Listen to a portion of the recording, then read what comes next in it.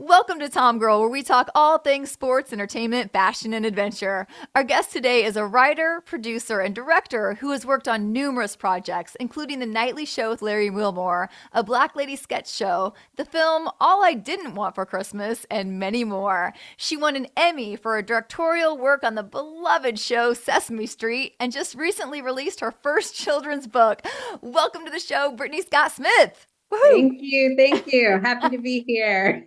Thank you so much for taking the time. It's so good to see your face again. I know. It's been a long time. I know. So to go back, I mean, we worked together was that? Yeah, I was I think it's CBS daytime. So that was probably 2010 to 2013 I was there. But I was at The Young and the Restless before I was there. So I was there from 2006 to 2007. Wow. During the writers, right before the writers' strike. And then before that, I was at CBS as an intern in 2005. So I don't even know when we met, but I know that that has been going for, yeah. It's been a while. I know. Yeah, I was thinking after we talked to you the other night, I'm like, gosh, when was it that we worked together? But, I've been following you. That's the great thing about Instagram, right? And all social media. I'm like, oh, I know she's doing well and she's kicking ass. So then I was like, man, I would love to talk to you and kind of catch up on, your path, your career from there to all the amazing things you're doing now and just, how you've been doing it all. Great. Yeah, I'm ready to go. We have a lot to talk about. Yes, we do. I know you're going to have a lot of interesting things I know people are going to want to hear about. All right. So let's talk about that. You mentioned Young and the Restless. Let's talk about how when you first, decided that the entertainment industry is what you wanted to pursue. So my first job in entertainment, I was a kid. So I worked as a child actor and I was terrible at it. But I really enjoyed doing it, but I just really wasn't into it. I was terrible at memorizing my lines. And then I did the show called Family Law, and I had to do a walk and talk. I think I was about 14. And I was like, yeah, this is not for me. I was like, you got to walk and memorize lines? I was like, no. So when I went to college, I kind of got into writing and directing and producing. I was actually the shop foreman at my college, so I was building sets, and I was really into the theater department. And then when I got out of college, I was looking for a job in entertainment, and that's how I got into The Young and the Restless. So what were you first doing with Young and the Restless? I was the assistant to the showrunner. Her name was Lynn Marie Latham at the time. Mm-hmm. She was producer and head writer. And you have an entertainment kind of runs in your family too. So your dad has been at this for a while. Yeah. So I grew up in Los Angeles. So I think that was the easy, I'll just act as a kid type of thing. And then my dad was a director. So he did a lot of drama shows. He did The Practice, Picket Fences. What other dramas? Right now he's doing SWAT. So he's a big drama guy. He likes his toys. What can he play with? What, is there a drone? Is there a drone? Awesome. And now he's with your Young and the Restless star, right? Shamar Moore on SWAT. Full circle. Right? That's awesome. Yep, that's true. So after when, we worked together and you left CBS, now you've gone on to direct on your own, all these amazing shows. Fill me in on some of those years and how that came to be. So after my time working at CBS daytime in programming, and we were doing development, I guess, for a little bit because we had developed the talk at the time. I left and I started working in reality. So I was working on Bad Girls Club. I worked on The Challenge. And then one of my friends called and she was like, do you want to meet this guy? His name's Larry Wilmore and he's looking for an assistant. And I was like, oh, okay, sure. So I left work and did a job interview and met Larry. And the woman who was interviewing before me, she was like so polished. She looked so refined. I was like, man, that girl, I'd hire her. I was like, she seems great. I was like, definitely didn't get this job, but I went in the interview anyways because I know I'm a weird person who likes to just go on job interviews. And we were just like laughing the whole time, making jokes for probably an hour. And then he was like, okay, I'll see you later. And I was like, okay, bye. And then and he called me on my way back to my other job and was like, you have the job. So Larry kind of like was my introduction because Larry is a phenomenal writer, producer, director. Like he does it all. He has an Emmy for writing for the Bernie Mac show. So his pilot won the Emmy. So he was a great mentor and someone to learn from. And at the time, we were producing Blackish. And so we were working on the pilot of this show at the time was called the Untitled Anthony Anderson Project, which later became Blackish. And he kind of like showed me the ropes on producing and what that meant. And like, I say to a lot of people, you know, good leadership really does start from the top all the way down. And he is a phenomenal leader and really cares about everyone on set and wants to make sure everyone's happy. And like, so I got, you know, to me, I'm like, I learned from one of the best about how to be a really good producer.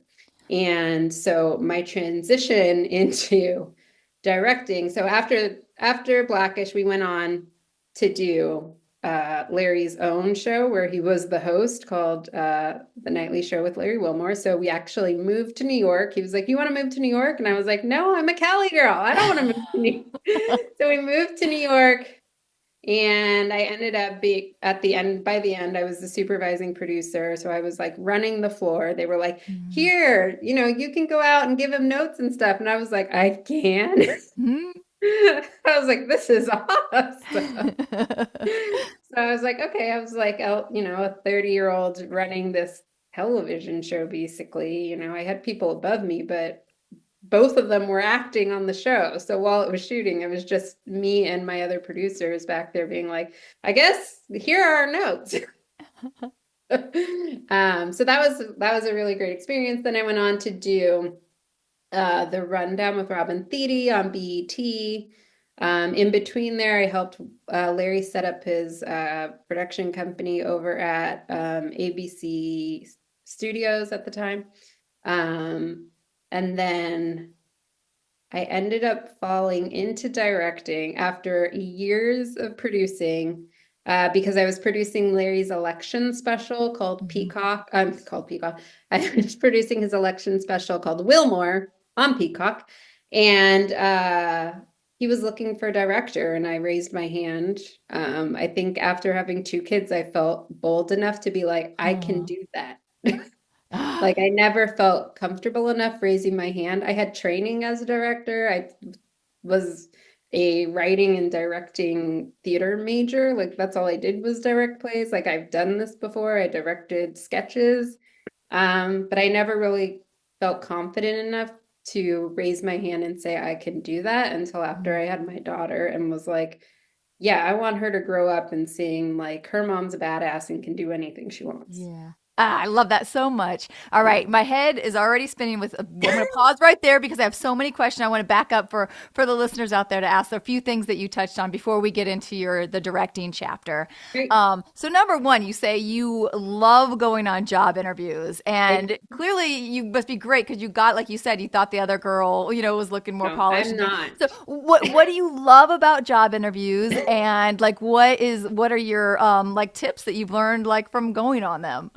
Well, I think my biggest thing is I used to be really petrified of job interviews, and I think I like going on them because they scare me out of being scared of them. You know, like I like pushing myself. But yeah, like when I was younger, terrified of job interviews. Like lost my job on The Young, the Restless. I was like, never, I don't know how I'll find another job. But then I think as I got older, I was like, well, the only way to really know how to do this is just to go on as many as possible. And I think learning from my dad, like, you're going to find a new job all the time in this industry. So you're going to have to meet people all the time. You never know. Like, I've been on job interviews where I didn't get that job, but they were like, oh, I forwarded your resume on to someone else. You just really don't know. So to me, I'm like, the more people I can meet, the better. So that's why I kind of now like job interviews. And I also a lot of times take job interviews, not just, not just as like they're interviewing me, but I'm interviewing them. It's like, do I want to work here? Do I like this showrunner? Do I like, this production company? You don't know. Like, you like the idea of money, but like, sometimes you don't like the people on the other end of that table. So you're also doing an interview too. Yeah, that's a great way to look at it, which totally shifts the perspective as well, Well, Yeah. it also takes a little bit of the fear out of it, where it's like, yeah, I'm getting something too out of this meeting. And then what are some of the things you talk about being on Wilmore and the great mentorship? So what were those things that you learned early on as that helped you like as a producer, tidbits that you took away from there? Um, I think besides just the calm nature in which he produced things, like if there was a problem, he would find the answer to it. He'd really like sit with people if they had questions. When he was doing network notes, if there were questions about something or they had a note and we didn't really understand what the note was, he was really good at like extracting what exactly they were trying to understand about. Like, sometimes notes are very confusing that you get because we all have different personalities. And sometimes they're not written the clearest, but he was really, really, really good at mining how to fix a problem. He was very solution oriented. And that taught me to be very solution oriented. I think I'm a very calm producer. Like, I'm not going to be yelling at anyone, like, unless it's dire, but like, we're making TV. It should be fun. We should be having a great experience doing this. And I think when you allow people to do their jobs, they do a better job, right? Like, if you're hiring a costumer, I'm not a costumer. Like, I don't know how to put together a wardrobe. Clearly, I'm in a denim shirt. I don't know that, right? But I when love you denim hire shirts someone, anyway. thank you. But when you hire someone who looks really, who's really good at their job and you allow them to do their job, they are more effective at their job, as opposed to you're micromanaging them, you're yelling at them, you're making them feel bad. Some people work well under that type of pressure, but I think a lot of people, for the most part, are like, you hired me. We went through a process. I showed you my boards. Like, if you didn't like them, like, why am I here? So calm under pressure, I guess. I like that. Okay. So for some of the maybe young girls listening or people who want to pursue the producing side of television, talk about some of your job duties and your roles and what it kind of looks like as being a producer. Like when you talk about being on the floor or, the notes you Yeah. have to give to various departments. There are definitely different types of producers. You have a segment producer who's really like, it's act one in a late night show, and they're making sure all of the pieces are there, all the graphics are in, all the props are in. Like, they're really like producing that segment.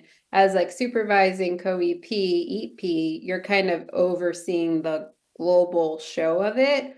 So making sure at the end in the edit, you have all the pieces that you need. And so that's talking to every department, that's trusting your segment producers, your APs, your associate producers, your researchers, all of the people who are there helping you, your production team, making sure that you have the finances that you need, the production capabilities that you need. You're really like the go-to person. As a co-EP, I was also talking to the network. I was talking to talent. I was talking to, so it wasn't just like it's A, B. It's like A to B, A to C, A to, like you're like all Mhm. over the place running around 24/7. So you're talking to your talent, you're talking to guest talent. Yeah, you're talking to their managers, their agents, their PR reps. Like there are a lot of conversations that are being had just to make sure everyone's comfortable, everyone has everything they need, everyone has the questions that are going to be asked and discussed. And that, I mean, specifically for late night, but just making sure that everyone has like the script, everyone has the things that they need to get done. Wardrobe, hair looks okay, approving hair. Oh, here's a tough one. Woo! Oh, talk about a tough job. Approving hair, very tough job. Social media. So Oh. what goes on after the show is done, right? Like, Mhm. what are we clipping out? Every show that I've worked on, then for the next week, you're clipping out what is the living content to keep the show alive until the next week it airs. So Mhm. it's like those are very important. Having no typos, also very important. Those little things, right? Typos. They can get. I I know. know. I know. Yeah. Yeah, All right. Thank you for going back and just as you were absolutely. saying all this stuff, I was like, wait, I want to hear some about those things. I knew that people would be interested in hearing. All right. So now you have your kid and you like you said this new superpower. So tell me more about how you told me that you felt motherhood really brought your creative superpower alive. So I'd love to hear about more about this. Yeah, I mean, I always was in entertainment. You want to like be in a certain place when you have kids because you're like, I have to get here and like I don't want to slide back. And if I have kids and I'm gonna have to take a break and being a woman. So Hmm. so I was like, okay, I reached like a co-EP level. I was like, okay, I guess we can start a family. So I had my son right after the rundown with Robin Thede ended. Um, but it was a really interesting time period. But that summer that I was pregnant, me and my husband had done a short film and it got into a festival. And I was also speaking on a lot of panels. Like I feel like I had really like elevated as a producer that summer.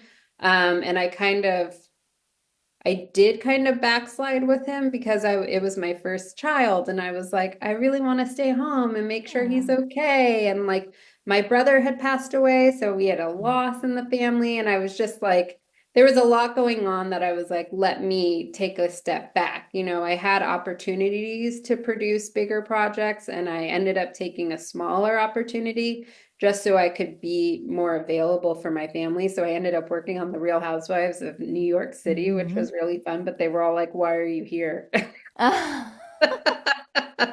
So I was like a producer in post for them. So I was a story producer for them, and they were just like, "What are you doing?" And I was like, "I want to spend time with my family. Yeah, I mean, I it's don't still a want great to." show, something people would love to work I on, know, but I was like, I don't want to produce and be getting phone calls at 1 o'clock in the Yeah. morning, Like I want to go home at 7 and call it a day. And then I ended up getting pregnant again while I was doing that show, and then COVID hit while I was pregnant, had my daughter. And when my daughter came, I definitely feel like something hit me where it was like, okay, you're an adult, you have children, you have responsibilities, like you have this little girl who's staring at you, like, do you want to just like, I don't know, concave and like go into your own little like cave and be like, oh, I don't know if I can put myself back out there. It is a lot as a female in this industry to put ourselves out there on display and try and prove that we're good enough. And as a Mhm. Black woman, for me, it feels very hard sometimes where I'm like, I'm doing this. I've been doing this for 20 years. You can trust me. I know I look young, but I'm 40. Like, Mhm. Like you can trust me.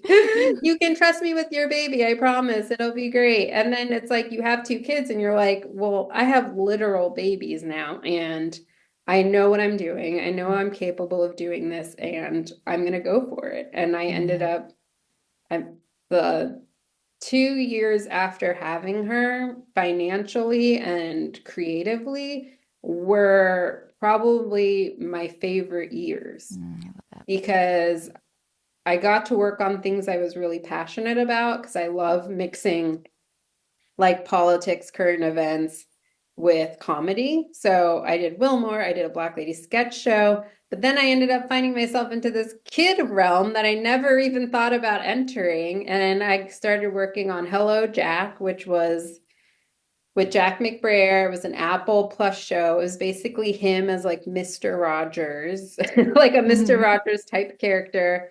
You know, there was singing. So I kind of shot like, you know, a kid's music video where they were like singing over their like around their town square. And, you know, then there was animation and I got to do like a snow episode. So they made snow globes and it was like intricately teaching these kids how to make a DIY snow globe. And, you know, it was just like, I'm making stuff that one fills my soul, but also helps my kids learn. And how great is it that I get to be the one who's like putting out this content for them that I think is really great, like, and will be great for them in the future. I mean, at the time they were like two and 3, I guess. I don't know. They're very close in age. 2 and 3. But it's like now they watch everything that I did, you know, 4 years ago and they're like, wow, this is awesome. Like, and they're really into it. My son's about to turn 6 and like my Helpsters episodes came out, I think, at the beginning of last year. I shot them at the end of 2021. And so he got to watch, like he watched them while I was editing, totally uninterested. And then when they came out, he was like singing all the songs because he had matured and like could understand it. And he was like, this is so great. Oh, that had to be so awesome. And then getting your Emmy for Sesame Street. Yes, that was shocking. And my husband, when they announced Sesame Street won, my husband was like, you won. And I was like, huh? He was like, yeah, your team, they're going up to get an Emmy. And I was just like sitting there because I was like, I didn't think that this would ever happen. I'd never thought I would get a directing Emmy. Like, I mean, my dad is so proud. He's like, I don't have a director. You know, he's like, I've been doing this for like 40 years. He's like, this is so cool, you know, like, and it's just, you know, I feel a part of history with that, you know, and that was such a emotional time. Like my friends came, my mom and dad were there, like very emotional. My husband was there. Like it was a really big deal, you know, and I don't know how many Black women have directing Emmys. I just don't, you know, and I was like, it was really cool because Hello Jack was also nominated in that category. So Bridget, who was also directed a Black Lady sketch show, did Hello Jack with me. Like we were nominated together, 2 Black women directed. It was just a really, really awesome experience. This is incredible, and congratulations. Thank you. It's awesome. Talk about how do you feel? You know, you said that time you raised your hand to say you were up for you'd be up for trying a new challenge. Like, how did you reflect back on that? And like, talk about that time when you had that courage after, you know, having your daughter and being like, you know, I might not have the most knowledge about this, but I'm gonna go for it, throw my name, you know, in the hat. Yeah, I mean, it's funny because my dad, when I was younger, he'd be like, just tell everyone what you want to do and they'll let you do it. And I was like, that's not a thing. People don't just let you do what you want to do if you say that's what you want to do. And so 25 years later, I'm like, yeah, I want to do it. And they're like, yeah, okay. And I was like, oh, this man was kind of right. You do have to prove yourself a little bit, but after you prove yourself and you raise your hand, like they do kind of trust you to do what you want to do. And so, yeah, it is like the biggest thing that I tell young people who are just starting out in the business. Like, if you raise your hand or if you're very like you know, focused on what you want to do, and you're telling everyone that you meet, like, hey, I know I work here, but this is where I'm trying to get to, people will help you get there. Yeah. Like, they honestly will help you get there, but no one can help you get somewhere if you don't know where that is. And if you're not telling anyone where that is, right? Like, no one knew I wanted to be a director except me and probably my husband, like, so there was no way to really help me do that, because they were like, oh, I thought you liked producing. And it's like, yeah, I like producing, but I want to try other things. Like, I don't, my career is all over the place with different media, like, soaps and unscripted, scripted. I'm doing a documentary right now. Like, I'm all over the place because I like new challenges. And to me, directing was a new challenge. And it was a great challenge because it allowed me to apply producing, but be more creative. Then how did you go about it? What are some of the steps that you learned, the learning process? The learning process was being on set, and everyone was like, so what should we do? And I turned around and was like, yeah, guys, what should we do? And they were like, no, boss, we're looking at you. And I was like, yes, you are. You're staring right at me.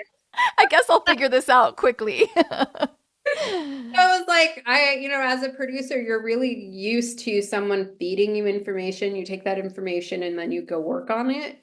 And as a director, you're the one feeding the producer the information. I just wasn't used to that. So that was, to me, like the biggest learning process, was being like, oh yeah, let me take this information and tell everyone what's happening up in here and like write it down. So now I have a lot of like different steps where it's like, first I read my script, then I go back and read it and make notes, because I want to read the script as a viewer. Like, I want to read the script like, oh, did I enjoy it? Like, step one, did I enjoy it? That's really all I want from my first read of anything, is like, was it interesting? Did I enjoy it? The second read is like, what would I change about it? How would I fix it? How would I make it better? How would I put my artistic vision on top of it? And so that's my next read. And then I add like visual elements. So then I start breaking it down more into like blocking and how I see it, and is there any tonal references that I can make? So like when I give it to my DP, I'm like, okay, yeah, I see this as like a mix of like Succession and, I don't know, something really random like Arrested Development. And he's like, okay, so yeah, so it's kind of like an unscripted, scripted piece. And you're like, oh yeah, they do kind of come together a little bit. But yeah, so those type of things are, my little process in trying to figure that out. And you've worked on a bunch of different projects directing now, like from sketch to film. And how are the different projects? What do you like about the different genres? Do you have a favorite? What are some of the lessons you've learned working in a variety of them now? Um, I I like all of the projects, and I think a Black Lady sketch show taught me a lot, because every sketch was very different, and we had really different tones with every sketch. Like, we did a horror sketch, I did an action sketch, so I had to like help choreograph a fight scene. I'm like, I don't know, like, how do I do that? But oh, you have a stunt person coming and tell me. Oh, okay, yeah, that's very helpful. But yeah, so there's like, you're working on, with those sketches, Robin, who also is like a very dear friend, mentor, person in my life, who created a Black Lady sketch show, Robin Thede. She had a very specific vision, and she really wanted the sketches to be elevated. She didn't want them just to be like silly, funny sketches. She didn't want it to look like someone was just like, holding up like the words on boards, and people were just like, oh yeah, that's what's happening behind. It's like, it needed to be elevated. She wanted it to look like a 5-minute movie, right? So we had to go through every sketch and make sure that it was really, really specific. One of my favorite sketches was The Last Supper, which was kind of a take on the literal Last Supper. It made me laugh so hard just reading it. Like, it was one of the things where I read and I was like, wouldn't change a thing. Like it was so good. It was Holly Walker wrote it. It was so well thought out. It was so clever. And so we shot it in a Succession type of tone where it was like, we were doing like long lens and snap zooms and, it was very like all over the place because it was a little all over the place. And it was these three Mhm. girls sitting at the kids' table behind the actual Last Supper, which, made me laugh. They Yeah. were Yeah. invited, but they were at the wrong table. So that was a really fun experience. And that was kind of my first experience narrative directing. So, getting a script and actually having to break it down that way. With Wilmore, I really liked it because it got to like allow me to use my theater experience because, I pitched it as like a one-man show. We were shooting it in downtown LA in the middle of like this warehouse. Everything was open air. We all had like double masks on. Like like no one could be in there. We couldn't have guests in there. So it was really Larry like kind of in his own little, cigar room uh to camera doing his monologue, and then we would do like camera turns, and that's kind of how we kind of added movement because we didn't have a super big budget. It was just kind of something we were like putting up Mhm. because we thought it would be cool. And he does his podcast, and we were like, oh, this will be great. So I think what we were able to do, and then the guests that we did have, they were on these giant TVs. So they were on these huge monitors, and making that fit within the shot within this warehouse that we were shooting in was another logistical challenge. We were like, we want them as big as possible. And then when they came, we were like, we need them a little smaller. And they were like, yeah, that's not a thing. Yeah. We're Oh, like, thanks, okay, well, COVID. we'll figure this out. But it looks so cool when you're watching it because it's Larry talking to this giant screen. And at the time, everyone was trying to figure out what is my version of this like Zoom Yeah. filming, like, do we just do a split screen? That's easy. It's pretty quick, but it was like, how do we be a little more artistic and have a little Mhm. sense of comedy? So it's like this inflated head is talking to us, which was, Mhm. that was very funny. Mhm. And then my Christmas movie, All I Didn't Want for Christmas, was with Gabourey Sidibe, Kel Mitchell, and Loretta Devine, and they were such a blessing, and they were pros. I had a couple weeks of pre-production, 17 days to shoot it, and it was so funny.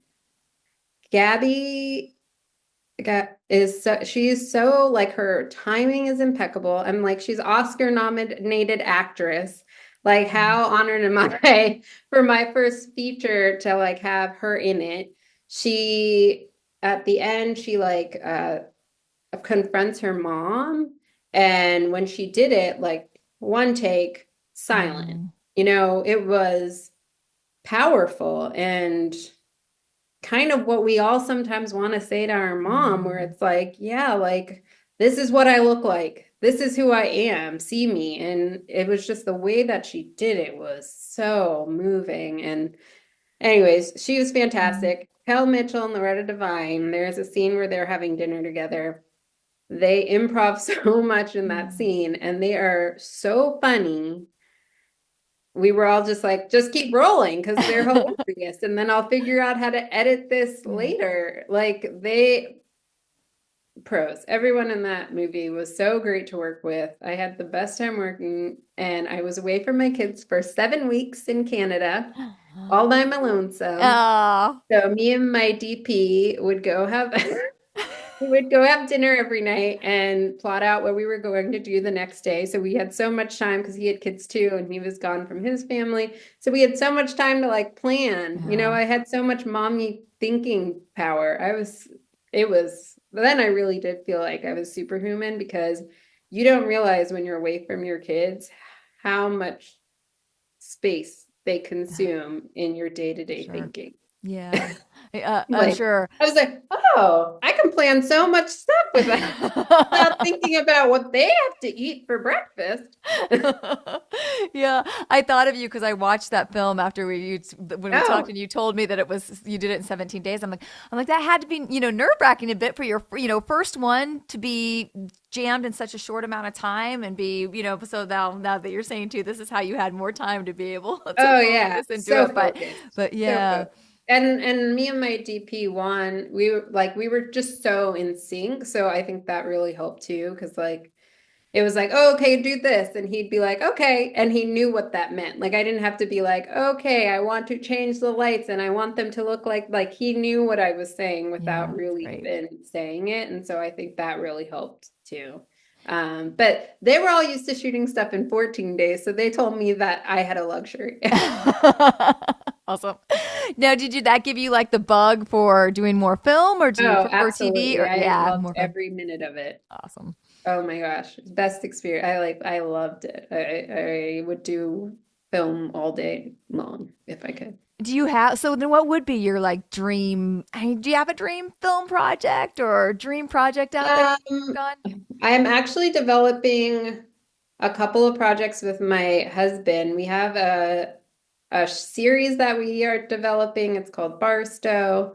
And it's a very dark comedy. It is not a feature, but we're turning it into a feature. Hmm. So it's gotten into like 13 festivals. It's Awesome. gone around a lot. But we're going to try and turn it into a feature and see if we get some good traction off of that, because that would be very fun to shoot. Yeah. Well, speaking of your husband, because you guys are like the cutest couple ever. Oh, thank So tell us about how you guys actually met, because this is a fun story too. So, me and my husband, we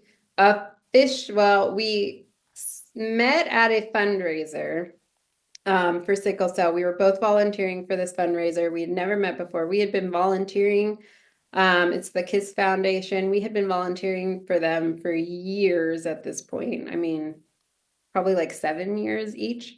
And never had met. And then one of our mutual friends introduced us, and we just hit it off, became friends, but didn't end up starting to date until years later, like 2 years later. But I told him while we were friends, I was like, hey, I met you on the show called Nick Freno Licensed Teacher. I was background and you were one of the stars of the show. And I did the pilot episode and didn't act again. That's not true. But but I didn't do any other episodes of that show. And he was like, I don't believe you. What are you talking about? And then we got married. And I think like a couple weeks after we got married, he was like, you will not believe this. I went on to IMDb and there was a picture of me on Nick Freno in the classroom from the pilot episode. And you are also in this picture. And I was like, I told So, you. yeah. He's like, I believe you, I believe you, I believe you. But my It took husband is, evidence, right? He had to see he evidence. needed physical evidence. But my husband honestly is like the nicest guy. I mean, when we were dating, he would like come and like meet me and my brother. Me and my brother are really close. He'd come meet me and my brother and our friends, and he would like just come in, pick me up, but pay for dinner. Like he wouldn't Mm, eat. He just wanted to know like he cared about me and he cared about the people I was like. He is a gentleman, a class act, like the best. sweet. Yeah. Mm.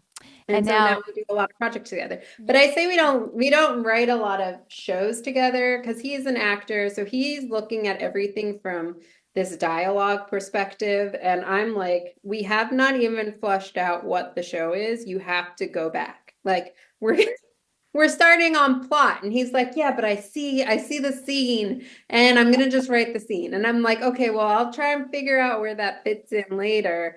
So it has caused a few discussions, strong discussions. Strong discussion. Uh, Love it. but then we ended up writing this children's book, and when we were starting it, we were coming from that same place of like, I do plot and he does dialogue. And we were like, yeah, that's not really how you write a kid's book.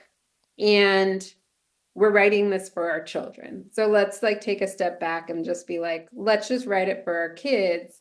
and see how they respond to it. And so we wrote this book, Wes Morris Meet Mr. Buck.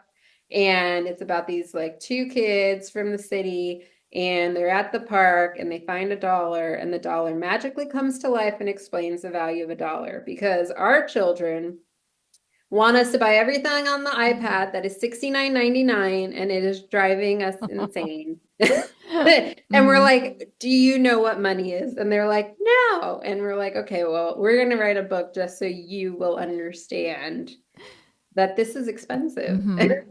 And so now our kids, like, if we're, we leave to go to work, they'll be like, oh, you're going to work so we can have money, so then we can go to Target, buy a toy. Money for us, for more toys. Yeah, totally. I mean, they understand the money part, and that we have to work to make money. So I feel like that's a win for us. Yeah. And now this was another thing that you kind of just raised your hand and said, yeah, I can do this. I'll do a children's book. And so you guys kind of did this on your own. So talk about that process. We ended up self-publishing this children's book. A lot of people were like, you should get an agent. I'm like, okay, yeah. And then they're like, oh, you should reach out to publishers. And I'm like, we've done all of these things. I think it's one of those things is like, do you wait to get your dream out there, or do you just put it out there? And I think a lot of times, like, we end up waiting, me and my husband, we've waited on things. And then we'll like see it on TV and we're like, well, why did we wait to do that? Like, we had an idea that was really similar. We should just put it out there. And it goes back to like asking for what you want, and so at this point we're like, okay, I guess for our next book, because we're in the process of writing the second Wes Morris book, we're like, well, maybe we'll, find a traditional publisher, but now we know how to do it, right? So it's like, and I'm not trying to, I want to sell books, but my goal isn't to just be this like huge children's author. My goal was to educate my kids and my friends' kids and my friends' friends' kids. And I feel like I've done that. So the plus is becoming a children's author. The plus is turning Wes Morris into something bigger,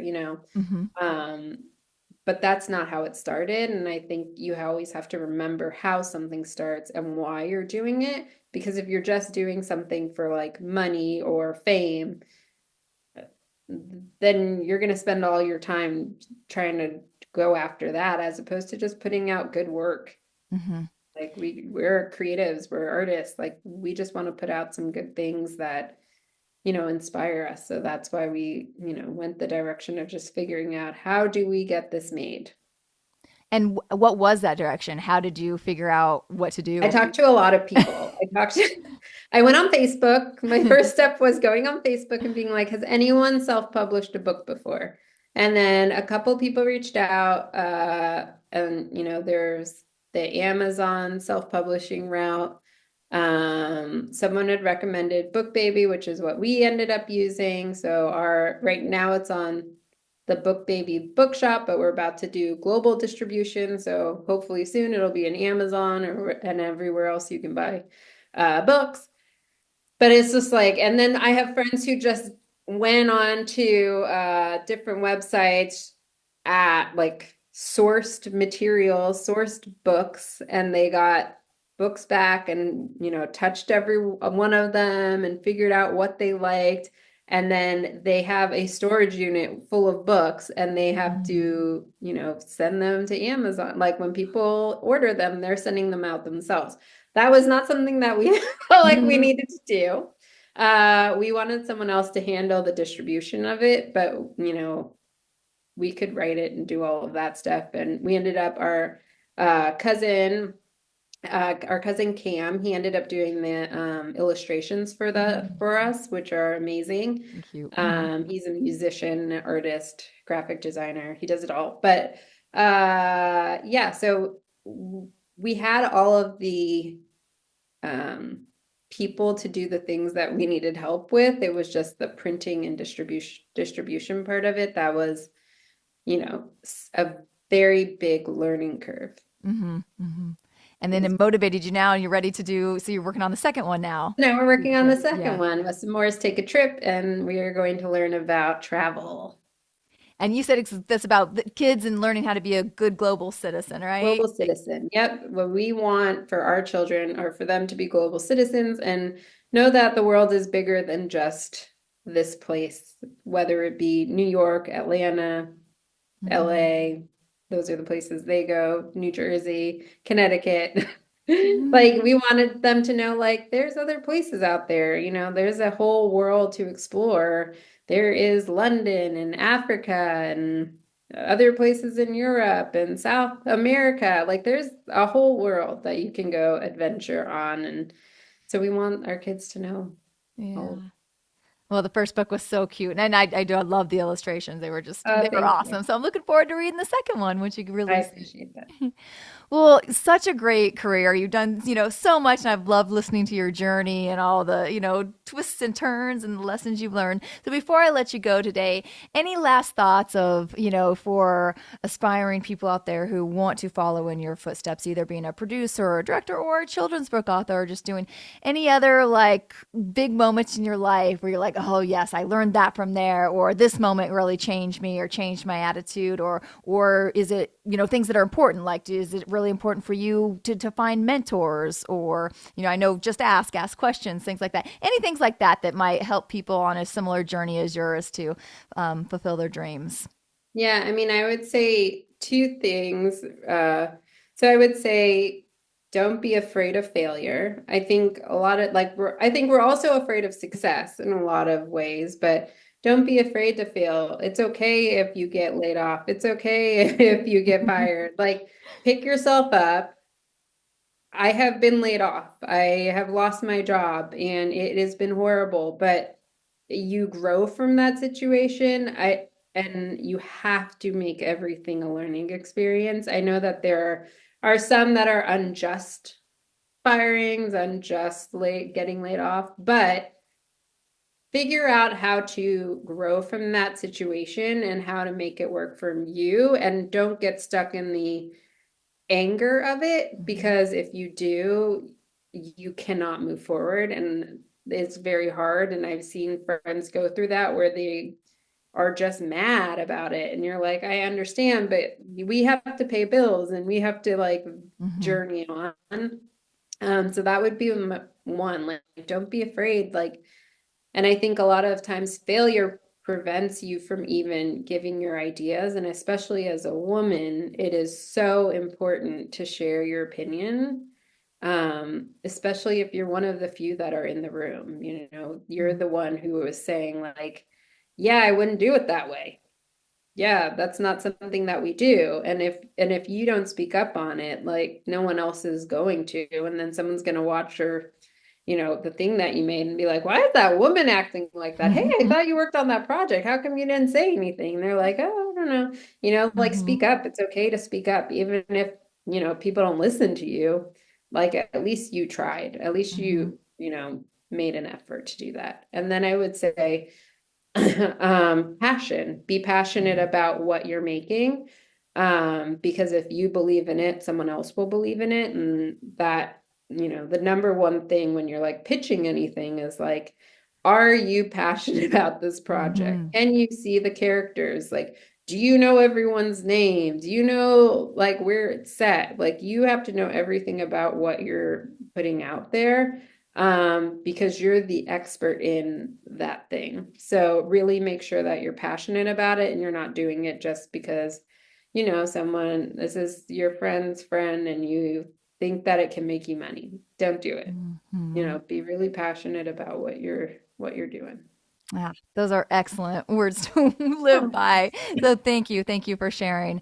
Well, where can everybody follow along, follow with updates from you, and find out next projects you're working on or when your book's going to come out? What are your social media So handles? follow me at Brittany Scott Smith on Instagram. I think I'm the B-list on TikTok, but I don't use it very often. So I would just follow me on Instagram.